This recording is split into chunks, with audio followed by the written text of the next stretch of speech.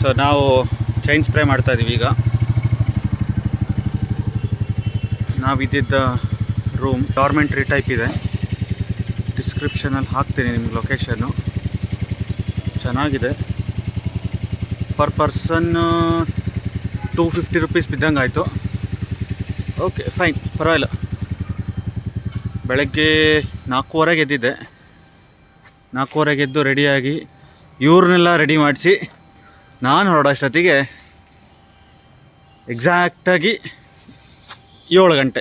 ಇವತ್ತಿನ ನಮ್ಮ 3ನೇ ದಿನದ ಜರ್ನಿ ಸ್ಟಾರ್ಟ್.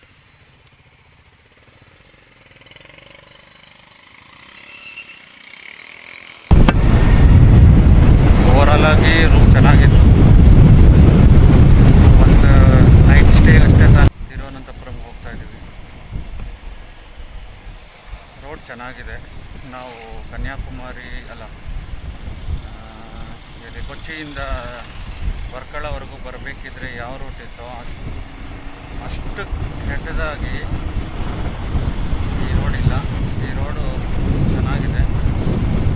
ಇಲ್ಲಿವರೆಗೂ ಒಂದು 20 ನಿಮಿಷ ಆಯಿತು, ಸಾರಿ 15 ನಿಮಿಷ ಆಯಿತು ಹೊರಟು. 15 ನಿಮಿಷದಲ್ಲಿ ಚೆನ್ನಾಗಿತ್ತು ರೋಡು. ಅಷ್ಟೊಂದು ಕೆಟ್ಟದಾಗಂತೂ ಇರಲಿಲ್ಲ. ಇಟ್ಕೊಂಡು ಹೋದರೆ ಡೆಸ್ಟಿನೇಷನ್ ರೀಚ್ ಆಗೋದಕ್ಕೆ ತುಂಬಾ ಕಷ್ಟ ಆಯಿತು. ಬಟ್ ಅಥವಾ ಬೆಳಗ್ಗೆ ಅಂತ ಅಂದ್ಬಿಟ್ಟು ಟ್ರಾಫಿಕ್ಕು ಇಲ್ಲ, ಅದು ಒಂದು ರೀಸನ್ ಇದ್ದರೂ ಇರ್ಬೋದು, ಗೊತ್ತಿಲ್ಲ. ಬಟ್ ಈ ರೋಡ್ ಓಕೆ, ನಮ್ಮ ಪಾಡಿ ನಾವು ಹೋಗ್ತಾ ಇದ್ದೀವಿ. ಇವಾಗ ಆ್ಯಸ್ ಆಫ್ ನಾವು ಕನ್ಸ್ಟ್ರಕ್ಷನ್ಸ್ ಎಲ್ಲ ಇದೆ, ನಡೀತಾ ಇದೆ ಇವಾಗಲೂ. ಆದರೆ ಇಷ್ಟು ಮಾತ್ರ ನಮಗೆ ಏನೇ ಸಿಕ್ಕಿದ್ದಿದ್ರೆ ಬೇಗ ಬಂದುಬಿಡ್ತಿತ್ತು. ಮಾಡೋಕ್ಕಾಗೋದಿಲ್ಲ, ಎಲ್ಲ ರೈಡ್ ಅಂತಾದ್ಮೇಲೆ ಎಕ್ಸ್ಪೀರಿಯೆನ್ಸ್ ಮಾಡಬೇಕು. ಮನೇಲಿದ್ದರೆ ಇದೆಲ್ಲ ಎಕ್ಸ್ಪೀರಿಯೆನ್ಸ್ ಆಗೋದಿಲ್ಲಲ್ಲ. ಮನೆಯಿಂದ ಹೊರಗೆ ಬಂದಮೇಲೆ ಪ್ರಪಂಚ ಏನಿದೆ ಅಂತ ಗೊತ್ತಾಗುತ್ತೆ. ಹೊರಗಿನ ಪ್ರಪಂಚ ಯಾವ ಥರ ಇದೆ, ಹಿಂಗೆ ಕಾಣುತ್ತೆ. ನಾವು ಬರೀ 4 ಗೋಡೆ ಚೌಕಟ್ಟಿನಲ್ಲೇ ಇದ್ದರೆ ನಮ್ಗೆ ಹೊರಗಿನ ಪ್ರಪಂಚ ಏನು ಅಂತ ಗೊತ್ತಾಗೋದಿಲ್ಲ. ಹೊರಗಿನ ಪ್ರಪಂಚ ಗೊತ್ತಾಗಬೇಕು ಅಂತಂದರೆ ನಾವು ಆಚೆ ಬರಲೇಬೇಕು. ಆ ಥರ ಕಾಣುತ್ತೆ, ಹೆಂಗಿದೆ ಎಲ್ಲ. ನಾವು ಒಳಗೆ ಇದ್ದವಾಗ ಏನನ್ಸುತ್ತೆ, ಎಲ್ಲ ನಾನು ಮಾಡಿದ್ದೆಲ್ಲ ಕರೆಕ್ಟ್ ಅಂತ ಅನಿಸುತ್ತೆ. ಆದರೆ ಹೊರಗಡೆ ಬಂದಮೇಲೆ ಗೊತ್ತಾಗುತ್ತೆ, ಇಲ್ಲ ನಮ್ಮದು ತಪ್ಪು, ನಾವೇ ತಪ್ಪು ಮಾಡ್ತೀವಿ. ಒಳ್ಳೆ ಪಾಠ ಕಲಿಸಿದೆ ಹೊರಗೆ ಬಂದರೆ. ದೇಶ ಸುಳ್ಳು ಇಲ್ಲವೇ ಕೋಶ ಓದು ಅಂತ ದೊಡ್ಡವರು ಹೇಳಿದ್ದಾರೆ. ಪ್ಲಸ್ ನಮಗೆ ಬೇರೆ ಜನರು ಯಾವ ಥರ ಇದ್ದಾರೆ, ಬೇರೆ ಕಲ್ಚರ್ ಗೊತ್ತಾಗುತ್ತೆ. ಮತ್ತು ಜೀವನದಲ್ಲಿ ಹೊರಗೆ ಬರೋದು ಇದಿಲ್ಲ ಅದಿಲ್ಲ ಅದಿಲ್ಲ ಇದಿಲ್ಲ ಅಂತ.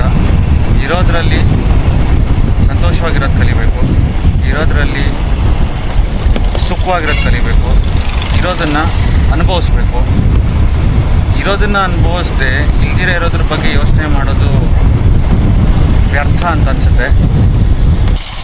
ನೀವೊಂದ್ಸತಿ ಒಂಟಿಯಾಗಿದ್ದವಾಗ ಈ ಮಾತನ್ನು ನೀವೇ ಕೇಳಿ ನಿಮಗೆ ಅರ್ಥ ಆಗುತ್ತೆ. ಆದಷ್ಟು ಇರೋದ್ರಲ್ಲಿ ಹ್ಯಾಪಿಯಾಗಿರೋದಕ್ಕೆ ಟ್ರೈ ಮಾಡೋಣ. ನಮ್ಗೆ ಎಷ್ಟು ಕೊಟ್ಟಿದ್ದಾನೋ ಅಷ್ಟೇ ತೃಪ್ತಿ ಪಟ್ಕೊಳ್ಳೋಣ. ಹೊಸದು ಏನಿಲ್ಲ, ಇಂಟ್ರೆಸ್ಟಿಂಗಾಗಿ ಏನೂ ಕಾಣ್ತಿಲ್ಲ ಇಲ್ಲಿ. ಏನಪ್ಪ ಅಂತಂದರೆ ಬರೀ ರೋಡ್ ಕನ್ಸ್ಟ್ರಕ್ಷನ್ನು. ಜನರು ಕನ್ಯಾಕುಮಾರಿಗೆ ಹೋಗಬೇಕು ಅಂತ ಸುಮಾರು ವರ್ಷದಿಂದ ಅನ್ಕೋತಾ ಇದ್ವಿ. ಅಂದರೆ ಬೈಕ್ ರೈಡಲ್ಲಿ ಹೋಗ್ತೀನಿ ಕನ್ಯಾಕುಮಾರಿಗೆ ಅಂತ ಗೊತ್ತಿರಲಿಲ್ಲ. ಲಾಸ್ಟ್ ಟೈಮು ಅಷ್ಟೇ ಕಾರಲ್ಲಿ ಕನ್ಯಾಕುಮಾರಿಗೆ ಹೋಗೋಣ ಅಂತ ಅಂದ್ಕೊಂಡು, ಅವಾಗ ಫ್ಲಡ್ಸ್ ಇತ್ತು ಅಂತ ಅಂದ್ಬಿಟ್ಟು ನಾವು ಸೀದಾ ಮಹಾರಾಷ್ಟ್ರ ಕಡೆ ತಿರುಗಿಸಿದ್ವಿ ಕಾರನ್ನು. ಆದರೆ ಇದೇ ಫಸ್ಟ್ ಟೈಮ್ ಕನ್ಯಾಕುಮಾರಿಗೆ ಬೈಕಲ್ಲೇ ಬರಬೇಕು ಅಂತ ಇತ್ತೋ ಏನೋ ಗೊತ್ತಿಲ್ಲ. ಸೊ ಆದರೆ ಈಗ ಹೋಗ್ತಾ ಇದ್ದೀವಿ ಕನ್ಯಾಕುಮಾರಿ.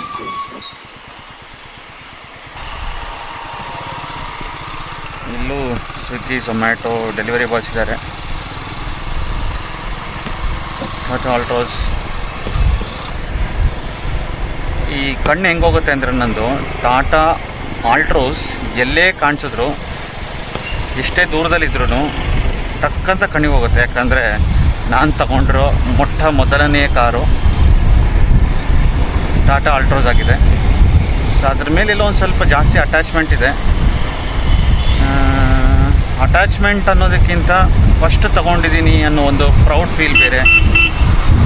ಅದು ಆಬ್ವಿಯಸ್ಲಿ ಒಬ್ಬ ಮಿಡಲ್ ಕ್ಲಾಸ್ ಫ್ಯಾಮಿಲಿಯಿಂದ ಬಂದವನು ಒಂದು ಕಾರ್ ತೊಗೋಬೇಕು, ಒಂದು ಜೀವನದಲ್ಲಿ ಅವರ ಅಪ್ಪ ಅಮ್ಮ ಹೆಂಡತಿ ಮಕ್ಕಳನ್ನ ಕಾರಲ್ಲಿ ಕರ್ಕೊಂಡು ಹೋಗಬೇಕು ಅಂತ ಒಂದು ಕಟ್ಕೊಂಡಿರ್ತಾರೆ. ಆ ಕನಸು ಈಡೇರಬೇಕಾದ್ರೆ ಅವಾಗಾಗೋ ಸಂತೋಷ ಹೇಳೋಕ್ಕಾಗೋದಿಲ್ಲ.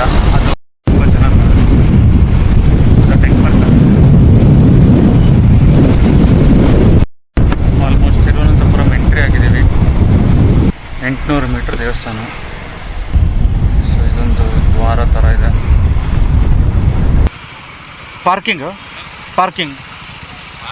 Parking south ಗೇಟಲ್ಲಂತೆ.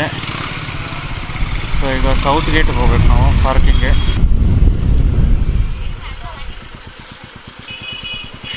ತಿರುವನಂತಪುರಂ ದೇವಸ್ಥಾನದಲ್ಲಿ ಇದೆ ಸದ್ಯಕ್ಕೆ. ಸೊ ಬೆಳಗ್ಗೆ 7:30 ಆಗಿದೆ. ಸೊ ಇವತ್ತಿನ ಬ್ರೇಕ್ಫಾಸ್ಟ್ ಪುಟ್ಟು.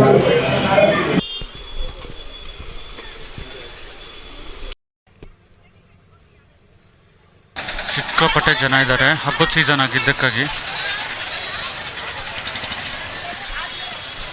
ತುಂಬ ಜನ ಇದ್ದಾರೆ.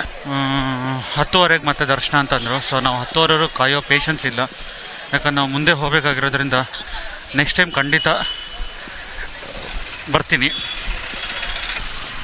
ನೋಡೋಣ ಯಾವಾಗ ಕರ್ಸ್ಕೋತಾರೆ. ಅಂದ್ಕೊಂಡಿದ್ದ ತಕ್ಷಣ ಎಲ್ಲ ದೇವ್ರ ದರ್ಶನ ಆಗೋದಿಲ್ಲ, ಅದಕ್ಕೂ ಕಾಲ ಕೂಡ ಬರಬೇಕು. ಸೊ ಕಾಲ ಕೂಡ ಬಂದವಾಗಷ್ಟೇ ದರ್ಶನ ಆಗೋದು. ಇಷ್ಟು ವರ್ಷ ಆದರೂ ನಾನು ಇಲ್ಲಿಗೆ ಬಂದಿರಲಿಲ್ಲ, ಫಸ್ಟ್ ಟೈಮ್ ಬರ್ತಿರೋದು. ದರ್ಶನ ಆಗಿಲ್ಲ. ಸೊ ಹೆಂಡತಿ ಜೊತೆನೇ ಬರಬೇಕು ಅನ್ನೋದು ಇದೆಯೋ ಏನೋ ಗೊತ್ತಿಲ್ಲ. ಸೊ ನಾವು ಆಲ್ಮೋಸ್ಟ್ ಒಂದು ಪ್ರದಕ್ಷಿಣೆನೇ ಹಾಕಿದ್ವಿ ದೇವಸ್ಥಾನದ್ದು. ಸೊ ಕನ್ನಡ ಬೋರ್ಡ್ ನೋಡಿದ್ರೆ ಏನೋ ಒಂಥರ ಮಜಾ ಅಲ್ವಾ, ಶುದ್ಧ ಸಸ್ಯಾಹಾರಿ. ಇಲ್ಲ ಆಲ್ಮೋಸ್ಟ್ ಎಲ್ಲ ಲ್ಯಾಂಗ್ವೇಜು ಬೋರ್ಡು ಇದೆ, ಸೌತ್ ಇಂಡಿಯನ್ ಲ್ಯಾಂಗ್ವೇಜಸ್. ಸೊ ನಾವೀಗ ತಿರುವನಂತಪುರಂ ಬಿಟ್ಟು ಮುಂದೆ ಹೋಗ್ತಾ ಇದ್ದೀವಿ. ಈಗ ನಾವು 3ನೇ ಸ್ಟೇಟಿಗೆ ಬಂದಿದ್ದೀವಿ. ಇದು ತಮಿಳ್ನಾಡು. ನಮ್ಮ ಮೊದಲನೇ ಸ್ಟೇಟ್ ಬಂದುಬಿಟ್ಟು ಕರ್ನಾಟಕ, ಆಬ್ವಿಯಸ್ಲಿ ನಾವಿರೋದು. 2ನೇದು ಕೇರಳ, ಈಗ 3ನೇದು ತಮಿಳ್ನಾಡು. ಸೊ KKT ರೈಡ್ ಅಂತಂದರೆ ಕರ್ನಾಟಕ, ಕೇರಳ ಹಾಗೂ ತಮಿಳ್ನಾಡು ರೈಡ್. 3ನೇ ದಿನಕ್ಕೆ 3ನೇ ಸ್ಟೇಟಿಗೆ ಬಂದಿದ್ದೀವಿ. ಒಂದು ಸ್ಟೇಟಿಂದ ಇನ್ನೊಂದು ಸ್ಟೇಟಿಗೆ ಹೋದ್ರೂ ನಮಗೆಲ್ಲೂ ಬಾರ್ಡ್ರ್ ಕ್ರಾಸ್ ಆಗಿದ್ದೀವಿ ಅಂತ ಫೀಲೂ ಆಗಲಿಲ್ಲ. ಸೊ ನಾರ್ಮಲಾಗಿ ನಾವು ಕೇರಳ ಹೆಂಗೆ ಹೊಡಿತಾ ಇದ್ವು ಅದೇ ಥರನೇ ಹೊಡಿತಾ ಇದ್ವಿ. ನೋಡಿದ್ರೆ ಆಮೇಲೆ ಆಟೋಯಿಂದ ನಮ್ಗೆ ಗೊತ್ತಾಗಿದ್ದು. ಸೊ ಆಟೋ ಎಲ್ಲ ಈ ಥರ ಕಲರ್ ಇರುತ್ತೆ ಇಲ್ಲಿ, ಯೆಲ್ಲೋ ವಿತ್ ಬ್ಲ್ಯಾಕ್.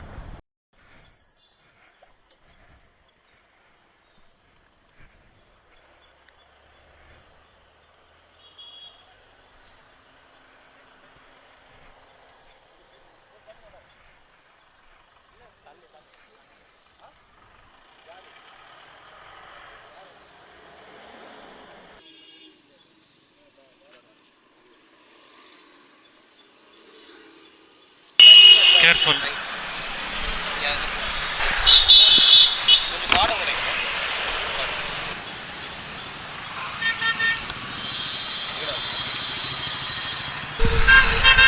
ನಾವು ತಮಿಳ್ನಾಡು ಎಂಟ್ರಿ ಆಗ್ತಿದ್ದಂಗೆ ಈ ಥರ ಒಂದು ಆಕ್ಸಿಡೆಂಟ್ ನೋಡಿದ್ವಿ. ಹೆಂಗಂದ್ರೆ ಹಂಗೆಲ್ಲ ನುಗ್ತಾರೆ ಇಲ್ಲಿ. ಸೊ ಪಲ್ಸರ್ ಆಕ್ಚುಲಿ ಕರೆಕ್ಟಾಗೆ ಬರ್ತಿದ್ದ, ಆದರೆ ಆ್ಯಕ್ಟಿವಾ ಗಾಡಿ ಸಡನ್ನಾಗಿ ರೈಟ್ ತೊಗೊಂಬಿಟ್ಟ.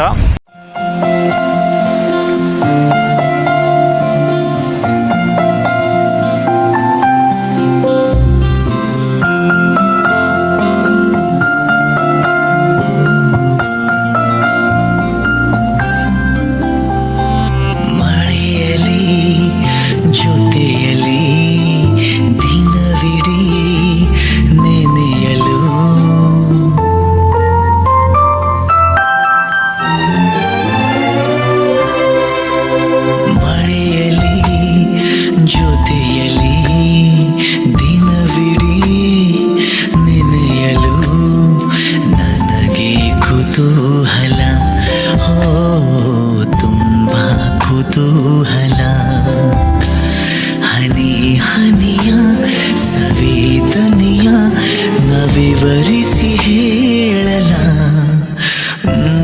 ಮಳೆಯಲಿ ಜೊತೆಯಲಿ ದಿನವಿಡೀ ನೆನೆಯಲು ನನಗೆ ಕುತೂಹಲ.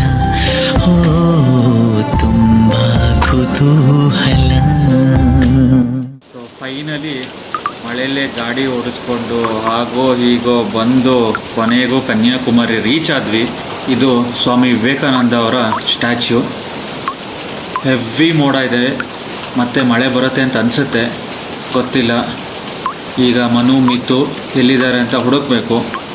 ಅವ್ರು ಸಿಕ್ಕಿದ ಮೇಲೆ ಆದಷ್ಟು ಬೇಗ ರೂಮ್ ಮಾಡಿ ಫ್ರೆಶ್ ಆಗಿ ಒಂದು ಸ್ವಲ್ಪ ರೆಸ್ಟ್ ಮಾಡಬೇಕು ಅಂತ ಅನ್ನಿಸ್ತಿದೆ. ಸಿಕ್ಕಾಪಟ್ಟೆ ನೆಂದಿದ್ದೀವಿ ಮಾತ್ರ. ಮತ್ತೆ ಮಳೆ ಶುರುವಾಯಿತು. ಈಗ ಈ ಮಳೆ ಇನ್ನು ಎಷ್ಟೊತ್ತು ಬೀಳುತ್ತೋ ಗೊತ್ತಿಲ್ಲ.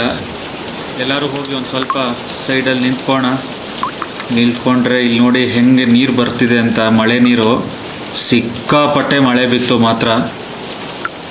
ಇದು ಕನ್ಯಾಕುಮಾರಿ ಬೀಚ್. ಹೆವಿ ಮಳೆ ಬಿತ್ತು. ಒಂದು 2.5 ಇಂದ 3 ತಾಸು ಮಳೆ ಬಿದ್ದಿದೆ. ಸೊ ಇದು ನಮ್ಮ ಟೀಮ್ ಎಲ್ಲ ಫುಲ್ ಸುಸ್ತಾಗಿ ನೆಂದು ಹೋಗಿ ಎಲ್ಲ ಸುಸ್ತಾಗಿಲ್ಲ, ಮಾತ್ರ ಸಿಕ್ಕಾಪಟ್ಟೆ ನೆಂದೋಗಿದ್ದೀವಿ ಎಲ್ಲರೂ.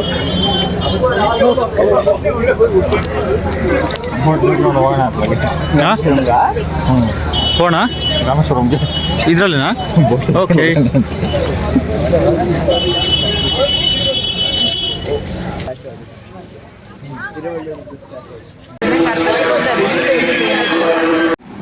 ಗೋಬಿ ಮಾಡೋದು, ತಣ್ಣೀರು ಸ್ನಾನ ಮಾಡ್ದಂಗೆ ಆಯಿತು. ಆಮೇಲೆ ಫುಲ್ ಟೈಟ್ ಮಾಡೋ ತನಕ ಮಾತ್ರ ಕಷ್ಟ, ಆಮೇಲೆ ಅಭ್ಯಾಸ ಹೋಗುತ್ತೆ.